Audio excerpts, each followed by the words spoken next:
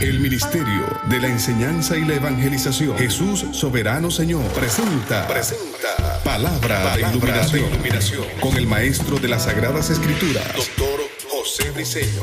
Quédate con nosotros para que recibas las bendiciones que el Dios Eterno ha plasmado para ti en su palabra. Esto es Palabra de Iluminación. Ok, bendiciones. De nuevo el Maestro José Briceño, transmitiendo con toda la pasión, con toda la entrega, con todo el amor, con toda la fe, transmitiendo verdades del reino, la verdad verdadera, la verdad absoluta. Cada día que pasa estoy convencido, persuadido en el Espíritu del llamado que Dios me hizo a la enseñanza bíblica. Estudiar, escudriñar. Primeramente, mi primera responsabilidad, estudiar, escudriñar, entregarme a esto, para después poder exponer y entregar las verdades del reino a un pueblo, dígase la iglesia, a un mundo que tanto lo necesita. Estoy enamorado cada día, primeramente de mi Dios, de mi Padre, de Jesús, mi hermano mayor que está a la diestra de mi Padre intercediendo por mí, de mi Espíritu Santo, mi amado Consolador, que mora en mí, el cual tanto trabajo Él hace, me guía, me instruye, me corrige, me enseña, administra mi cuerpo como templo, lo vivifica, lo mantiene sano para que Dios cumpla en mí su propósito eterno. Qué bendición, qué legado Dios me ha dado. Primeramente la vida eterna, 18 de mayo de 1976, en ese momento donde estaba a punto de delinquir, de entrar en el acto de la delincuencia, se me aparece Jesús a través de un amado hermano, el cual me presentó el plan de salvación y lo acepté. 18 de mayo de 1976. No se me olvida.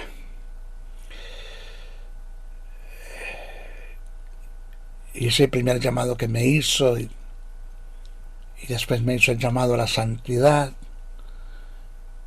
hizo el llamado a la fe, que es lo que estamos hablando, y me hizo el llamado al ministerio, el cual estoy desarrollando. Saludo a todos los que me están escuchando en Sudamérica, Centroamérica, Norteamérica, Europa, Asia, Ucrania, aún hasta el continente africano.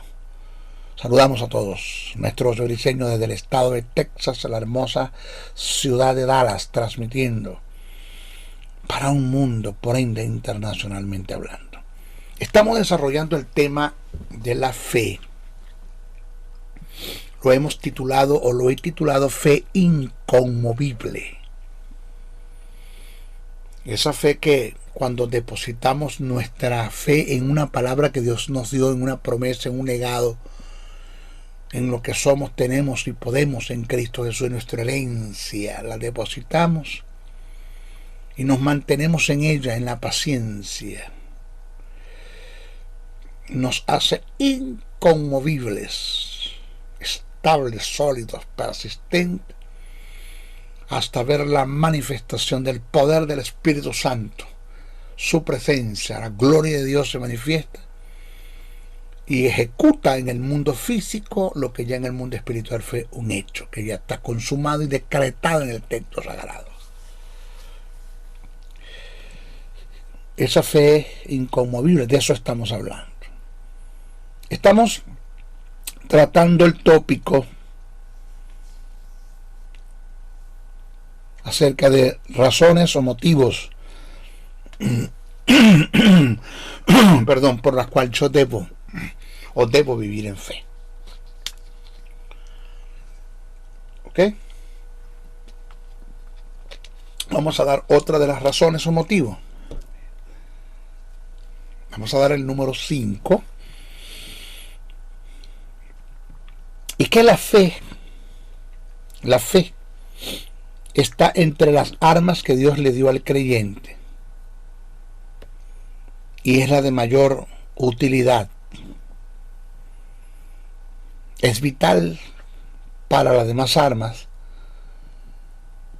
De ellas dependen las funciones de las otras. Cuando nosotros analizamos el capítulo 6 de la carta que el apóstol Pablo escribe a los Efesios,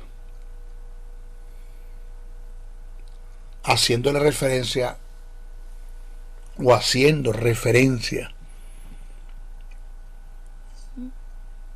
a las armas,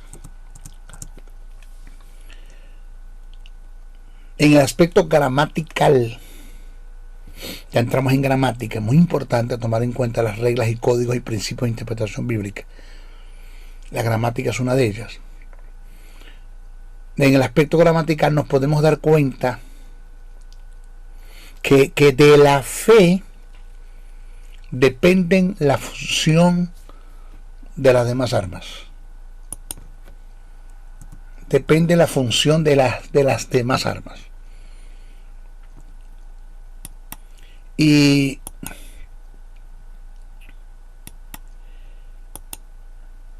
esto se puede entender tomando en cuenta el término sobre todo, ese término que aparece en el pasaje. Cuando dice, por tanto, tomad toda la armadura de Dios, toda, no te puede faltar ni una, para que podáis resistir en el día malo, y habiendo acabado todo, estar firmes. Estad pues firmes, ceñidos vuestros lomos con la verdad, y vestido con la coraza de justicia, y calzado los pies con el apresto del evangelio de la paz.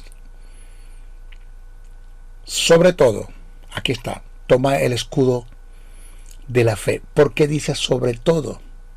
Porque esto indica, desde el aspecto gramatical, que no hacer de la fe un estilo de vida es vivir desprovisto de la fe como arma, y a su vez es neutralizar la función de las demás armas.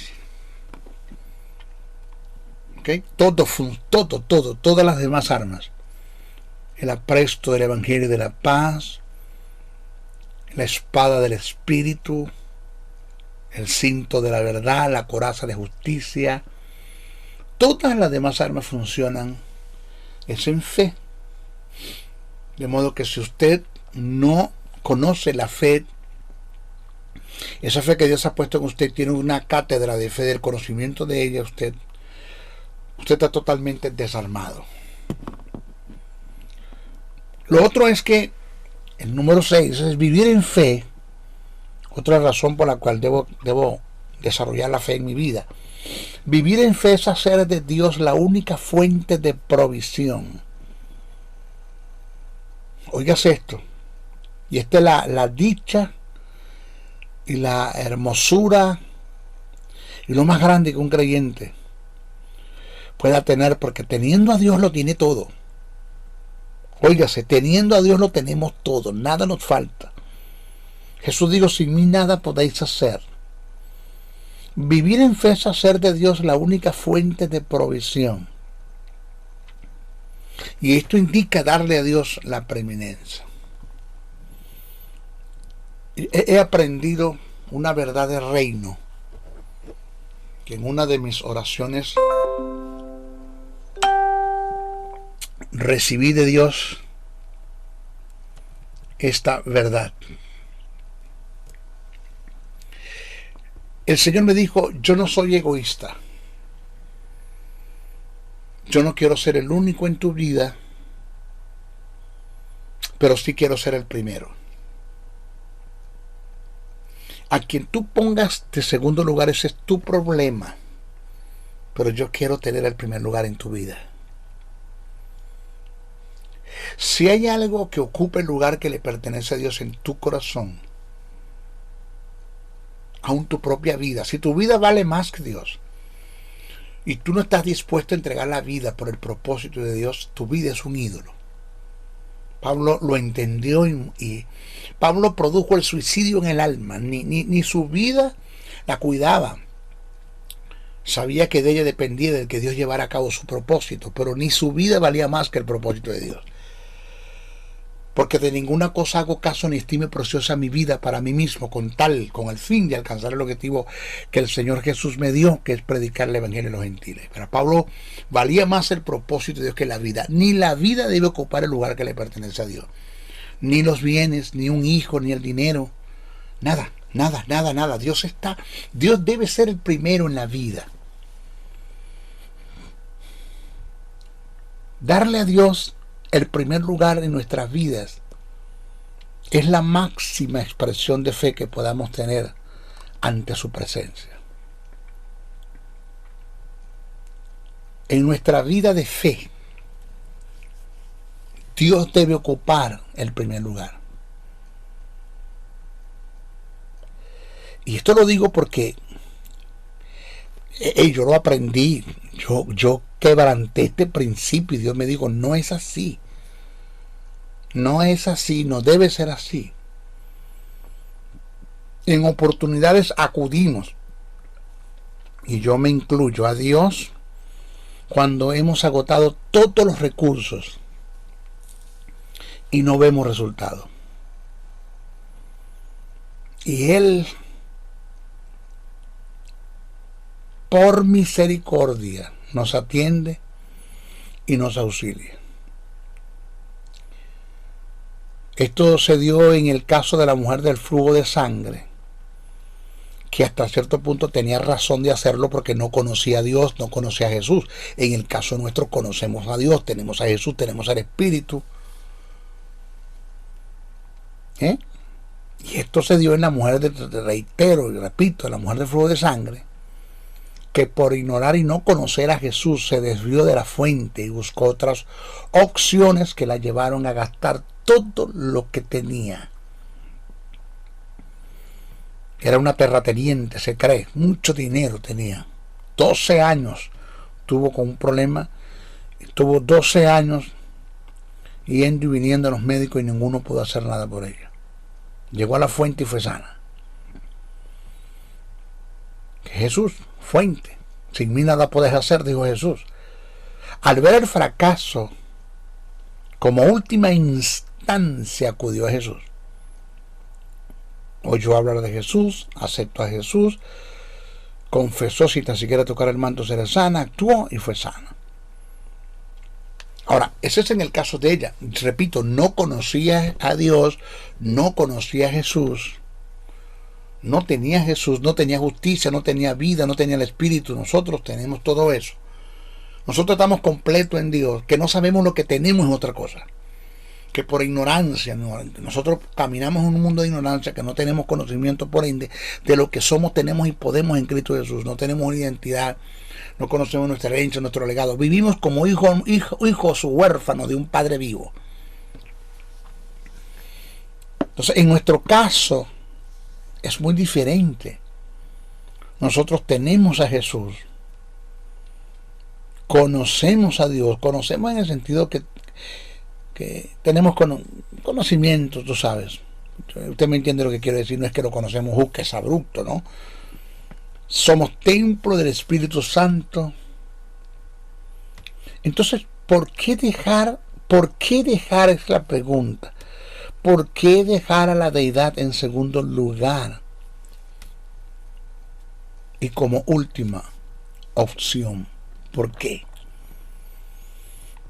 Fíjese, el texto dice, pero una mujer que desde hacía 12 años padecía de flujo de sangre y había sufrido mucho de muchos médicos, había sufrido mucho de muchos médicos, eso me parece que había sido estafada, engañada, que le quitaron el dinero y no pudieron hacer nada por ella, y gastado todo lo que tenía y nada había aprovechado. Antes le iba peor cuando oyó hablar de Jesús. La fuente vino por detrás ante la multitud y tocó su manto, porque decía, si tocare tan solamente su manto seré salva. Y enseguida la fuente de su sangre se secó y sintió en el cuerpo que estaba sana de aquel azote. Eso está en Marcos 5, 25, 29. Fue a la fuente y fue sana.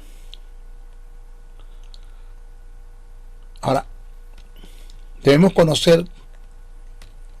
tener un conocimiento claro y preciso de la diferencia que existe entre la fuente y el medio. Eso no se le puede usted olvidar. La fuente y el medio. Cuando usted hace de un medio la fuente, usted le quita el lugar a Dios, le quita el lugar a la fuente y usted va a dejar de ser bendecido. Esto es penado.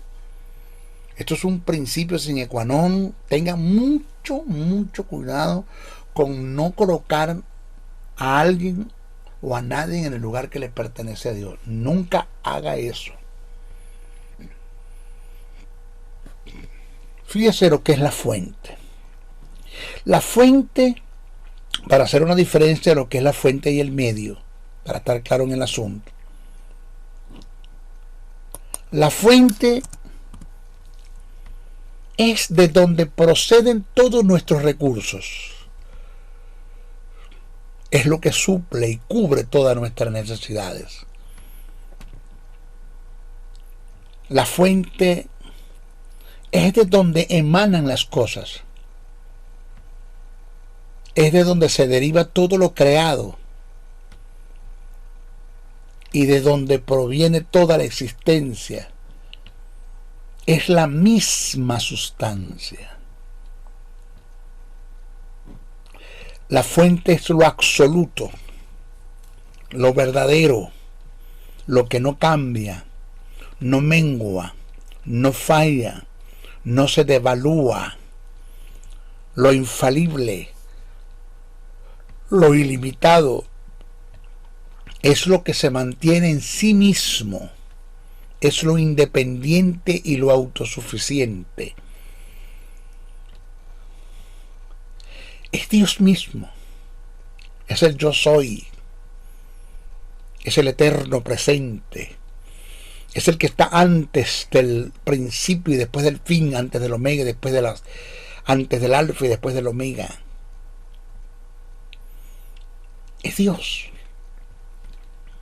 es Dios, es Él. La fuente no es lo que existe, es lo que es. Entonces, si estas verdades las llevamos a nuestra creencia y entendemos que nuestra fuente es y debería ser Dios. ¿Aló? Nadie debe ocupar el lugar que le pertenece a Él. Nadie. Nadie. Quítemelo todo, pero no me quiten a Dios, no me han quitado nada. El medio es el elemento o canal que Dios usa para bendecirte y que de paso está sujeto a cambios. O sea que en naturaleza es todo lo contrario a la fuente. Mire, Jesús en una de sus enseñanzas ilustró y mantuvo esta verdad, exhortando y reprendiendo a sus discípulos acerca del afán y la ansiedad.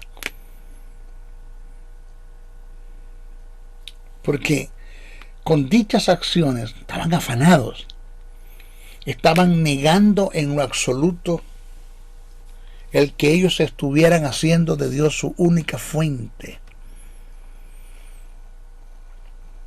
Ese término afán que aparece en el pasaje que a continuación vamos a estudiar proviene del griego merisnao, que indica ansioso, turbado, congojado, que en su más amplio mensaje encierra extremadamente preocupado. Fíjese Ese término en el pasaje afán aparece 1, 2, 3, 4, 5, 6 veces. Voy a leer el pasaje. Esto está en Mateos, el capítulo 6, versos 25 al 34. Porque lo mío es centrarte en la verdad del reino, donde nada debe ocupar el lugar que le pertenece a Dios, donde Dios es la fuente y debes entenderlo así, aceptarlo así, independientemente de lo que los sentidos físicos te digan. Tú debes estar claro que tu Redentor vive y que es poderoso para levantarte aún dentro de los muertos. Y por nada, dice el apóstol que escribe, por nada estéis afanosos, sino sean conocidas vuestras peticiones delante de Dios, oído con acción y gracia. No con temores, dudas, ansiedades y preocupaciones, con acciones de gracia. Jesús dijo, por tanto os digo, cito, no os afanéis, este es el primer término afán, verbo, por vuestra vida, que habéis de comer o que habéis de beber, ni por vuestro cuerpo que habéis de vestir.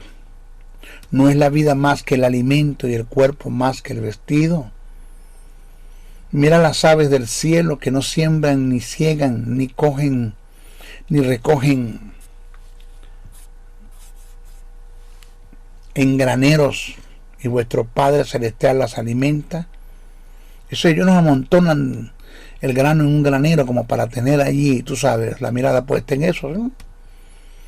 Con todo eso mi Padre las alimenta. ¿No valéis vosotros mucho más que ellas? Hablando de las aves. ¿Y quién de vosotros podrá, por mucho que se afane, otro término, volver al término afán, añadir a su estatura un codo? Y por el vestido, ¿por qué os afanáis? Otra vez el término afán. Considerad los lirios del campo, cómo crecen, no trabajan ni hilan. Pero os digo que ni aun Salomón con toda su gloria se vistió así como uno de ellos.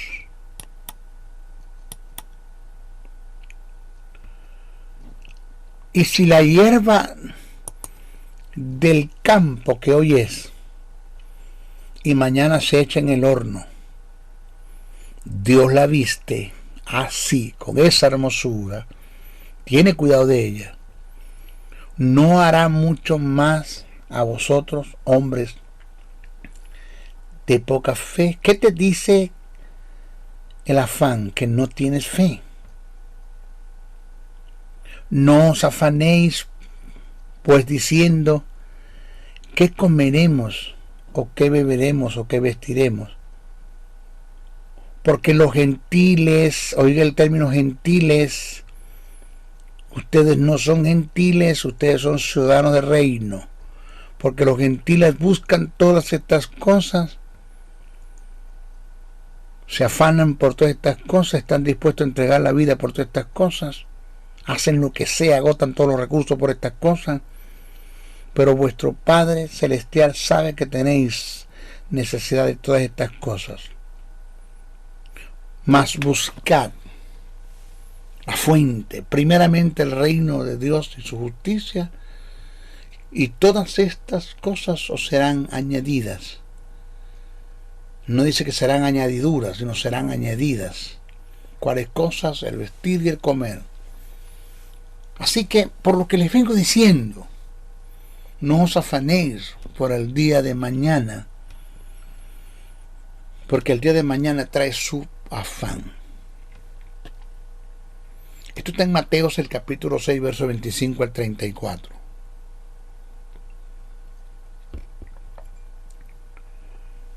Ahora, quiero hacer un análisis del capítulo porque esto tiene que ver con con la fe, y que nosotros como hijos de Dios debemos caminar en el terreno de ser el creyente, y que nada en el mundo nos preocupe y nos lleve al afán, a la ansiedad, a la preocupación, al desasosiego, al desespero. Fíjese esto. Debemos observar que el término hombres de poca fe, ese hombre de poca fe que aparece en el pasaje, está antes oído gramaticalmente. Está antes y después del término no os afanéis. Vuelvo a repetir, debemos observar, porque el problema es que nosotros leemos Biblia, pero no analizamos, no estudiamos. Presta atención. Debemos observar que el término hombres de poca fe que aparece en el pasaje está antes y después del término no os afanéis, indicando la fuerte reprensión que Jesús hace a sus discípulos por el afán, y a su vez demostrando el contraste excesivo que hay entre la fe y el afán. Ahora, presten mucha atención a esto. El afán de los discípulos y la más grande preocupación es que ellos andan con Jesús y ya no están produciendo. El que era pescador dejó la pesca, el que cobraba impuestos dejó el impuesto, y para usted de contar. Ellos no están produciendo, no solamente estaban preocupados por su vestido y su comida, sino por el sostén de su familia. Eso hay que verlo, o sea, mírenlo amplio. Vamos a ampliar el pasaje. Lo que debemos entender que está dentro del pasaje. Jesús les hace entender, no. A ustedes les ha faltado algo mientras están conmigo. No.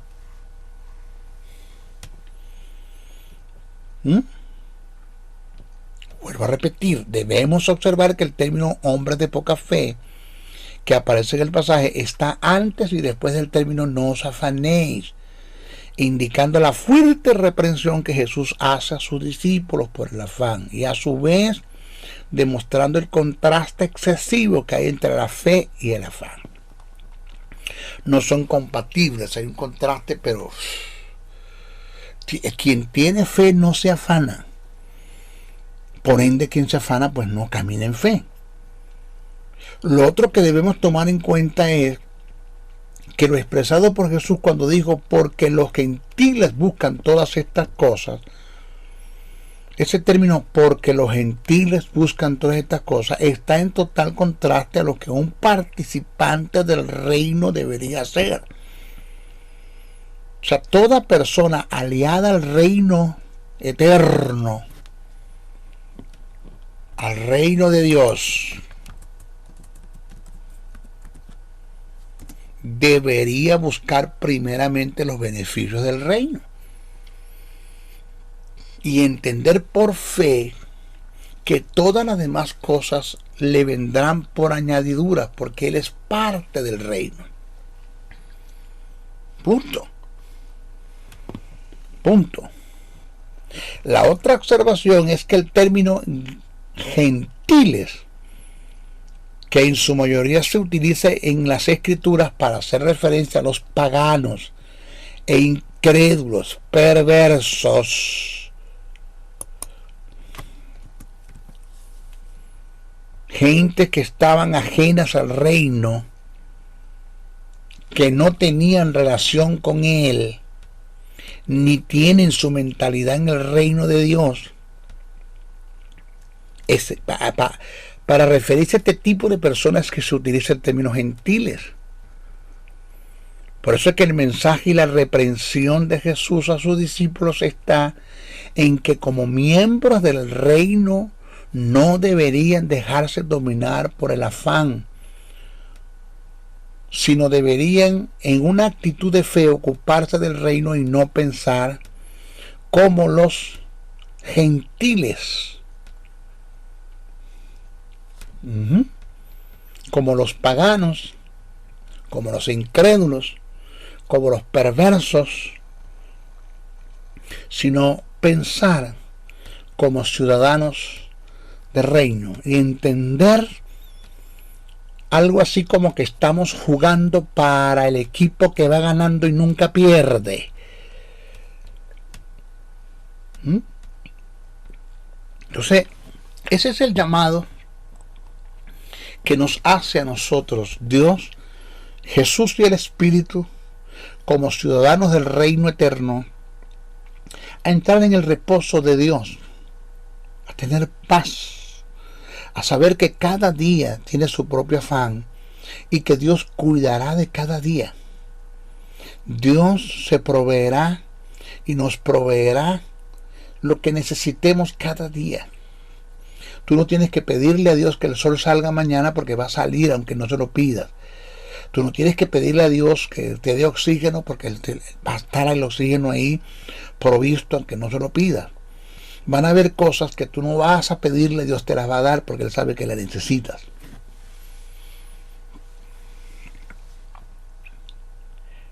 Mire, entre las inclinaciones más comunes, preste mucha atención a esta verdad, preste mucha atención. Entre las inclinaciones más comunes que asedian a los seres humanos está el afán. Señores, el afán es diabólico, es tiniebla, es un principio satánico, viene del corazón del mismo infierno. Tenga cuidado con eso. Vuelvo a repetir, entre las inclinaciones más comunes que asedian a los seres humanos está el afán, que consiste en un estado de agitación y perturbación de la mente que no encuentra reposo y que se constituye en una fuente de todo tipo de duda, de incredulidad, de ansiedad y de temor.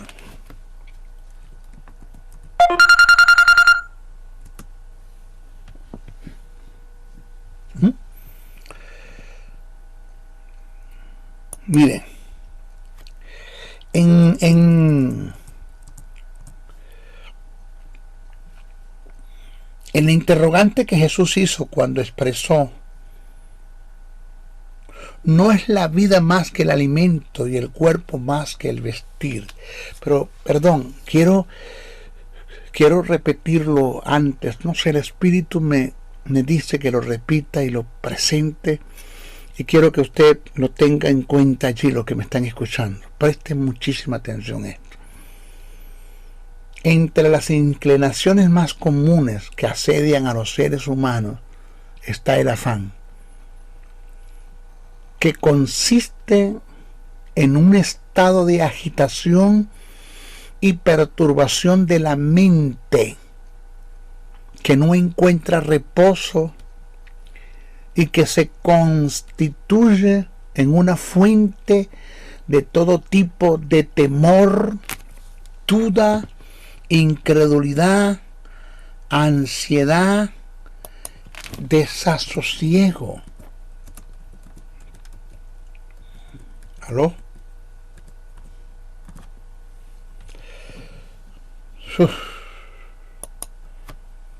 Esto es psicología.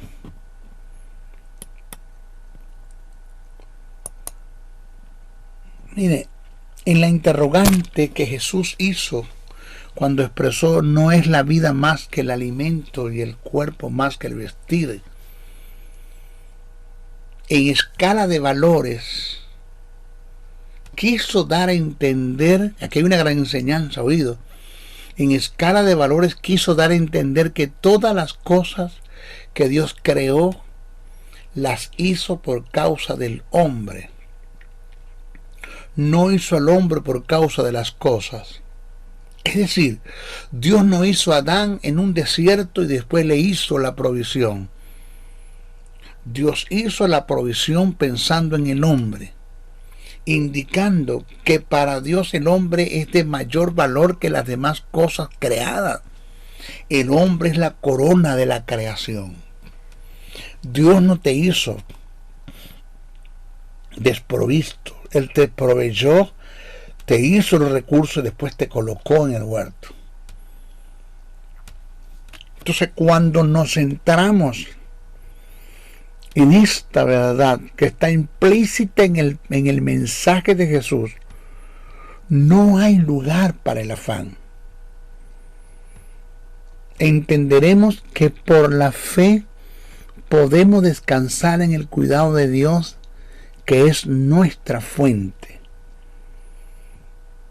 El apóstol Pedro entendió esta verdad y la dejó plasmada en el texto sagrado. Cuando dijo en 1 de Pedro 5:7, dice: echad toda vuestra ansiedad sobre Él, porque Él tiene cuidado de vosotros. Y también dice: por nada estéis afanosos, sino sean conocidas vuestras peticiones delante de Dios con acción y gracia. El rey David hizo de Dios su fuente, a pesar de que estaba en una dispensación diferente a la nuestra. Llegó a una posición espiritual caída, con toda seguridad, en una mentalidad de reino. Expresó: mire esta verdad. Un hombre que no tenía justicia, que no tenía vida, que no era hijo de Dios, que estaba en una dispensación caída. Mire lo que dijo, cito: joven fui y he envejecido, y no he visto justo desamparado, ni su descendencia que mendigue pan. Por eso dije al principio de este seminario que se corre el riesgo de ser un hijo de Dios y no ser creyentes, como hubo gentes que eran creyentes y no eran hijos de Dios, en el caso de David. Joven fui y he envejecido, y no he visto justo desamparado ni su descendencia que mendigue pan. Salmo 37:25. Vamos a meternos en el espíritu de esta verdad y nunca renunciemos a ello. No le demos a Dios el segundo lugar. No lo tengamos como nuestra segunda opción. Él, como la fuente, debe ser nuestra única opción. Sin mí nada podéis hacer. Nada. Así de sencillo. La fuente nunca falla. El medio te puede fallar. El medio está sujeto a cambios. Cuando el profeta estaba solo en el desierto, en aquel lugar, Dios le envió cuervos, carne y pan con cuervos, y bebía agua del arroyo. Los cuervos y el arroyo eran el medio, pero la fuente es Dios. Se secó el arroyo y Dios le dijo: vete a Sarepta de Sidón, que hay una viuda que te va a mantener. ¿Quién es el medio? La viuda. Cambió el medio, pero la fuente sigue siendo Dios. Jesús hizo de Dios su fuente. Multiplicó los panes, multiplicó los peces. Jesús no tenía problemas en ninguna área de la vida. Jesús fue un hombre entregado totalmente a Dios. Cuando fueron a cobrarle los tributos, le digo a Pedro: ve al mar y saca un pez y en su boca vas a conseguir un estatero. Paga por ti, paga por mí. Jesús hizo de Dios la fuente. El pez es el medio, pero la fuente es Dios. Nunca la fuente te va a fallar. Nunca, nunca, nunca. Porque la puerta que Dios abre no hay quien te la pueda cerrar. Cuando Dios te da gracia y te pone en el favor de los hombres, Dios te va a ver, los hombres te van a bendecir grandemente por el favor que Dios puso en ti. No porque tú eres, porque no. Dios está por delante. No soy yo, es la gracia de Dios en mí, dijo el apóstol Pablo.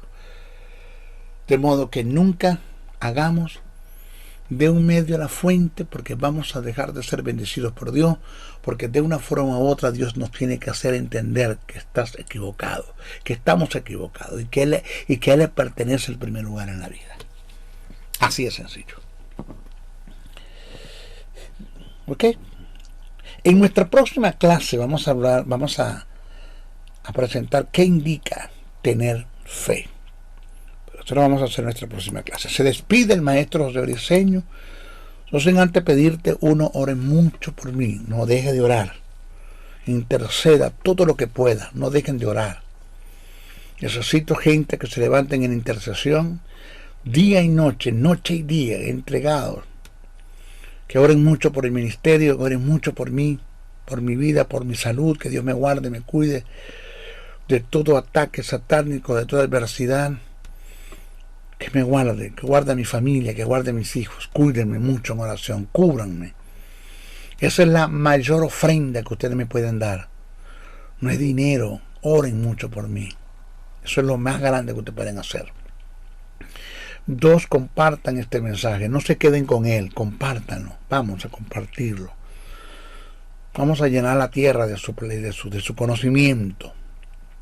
Envíeselo a todos sus amigos, a sus contactos. No se quede con este mensaje. Enséñelos. Apréndase los principios y enséñenlos. Y 3, puedes aportar una ofrenda para este ministerio. Se lo agradecemos con honores.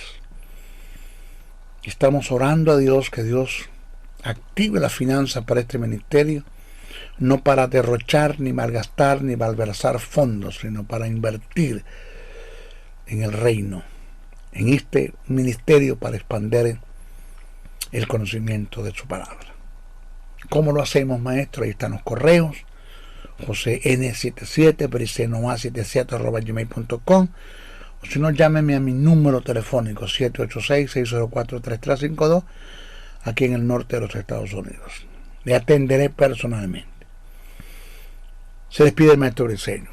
Bendiciones, bendiciones, bendiciones. El Ministerio de la Enseñanza y la Evangelización, Jesús Soberano Señor, presentó Palabra de Iluminación. Te invitamos a un nuevo espacio de corte similar por nuestros diferentes medios de comunicación. Contáctanos en los Estados Unidos al WhatsApp +01-786-604-3352 y a los correos josén77, bricenoa77@gmail.com y a maestrojosebriceno.blogspot.com. Bendiciones.